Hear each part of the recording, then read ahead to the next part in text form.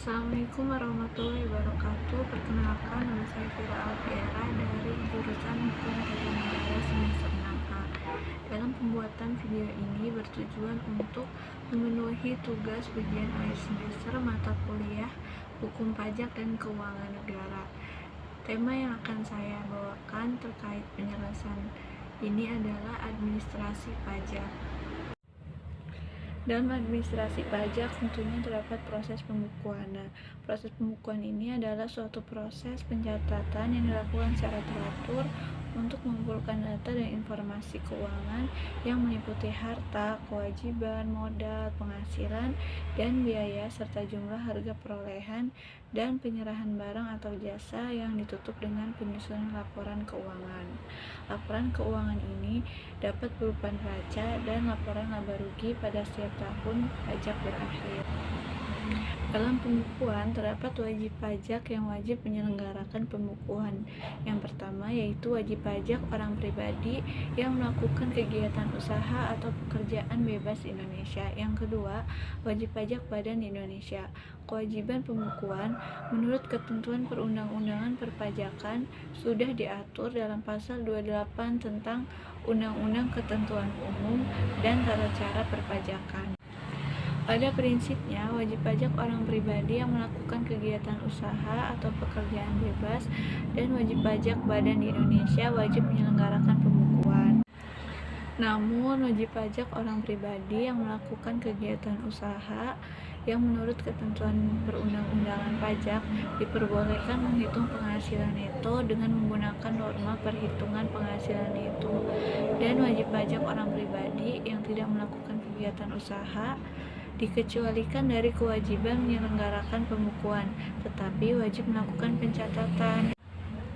Pencatatan di sini terdiri atas data yang dikumpulkan secara teratur tentang peredaran bruto atau penerimaan penghasilan sebagai dasar untuk menghitung jumlah pajak yang terutang, termasuk penghasilan yang bukan objek pajak dan yang dikenai pajak yang bersifat final.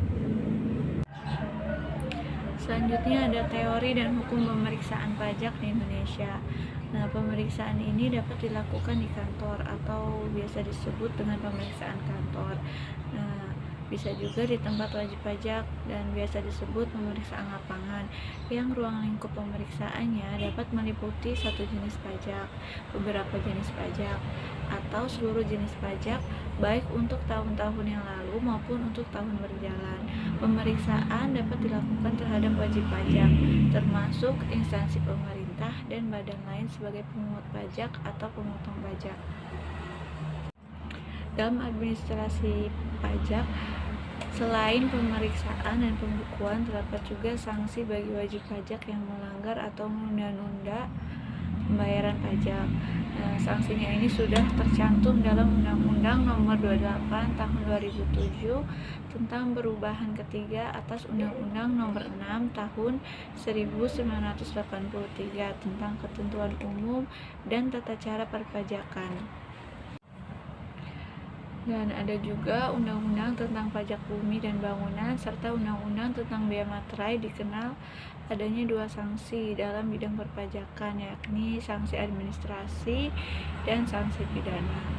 Sanksi administrasi ini merupakan pembayaran kerugian kepada negara, khususnya yang merupakan denda, bunga, dan kenaikan. Sedang sanksi pidana merupakan suatu alat terakhir atau benteng hukum yang digunakan fiskus agar norma hukum dipatuhi.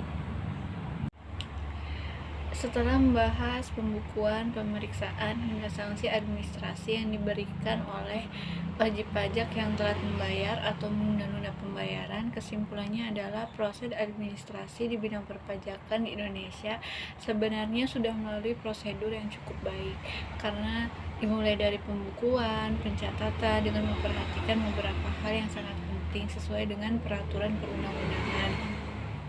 Sekian saja penjelasan dari saya. Kurang lebihnya mohon maaf. Wassalamualaikum warahmatullahi wabarakatuh.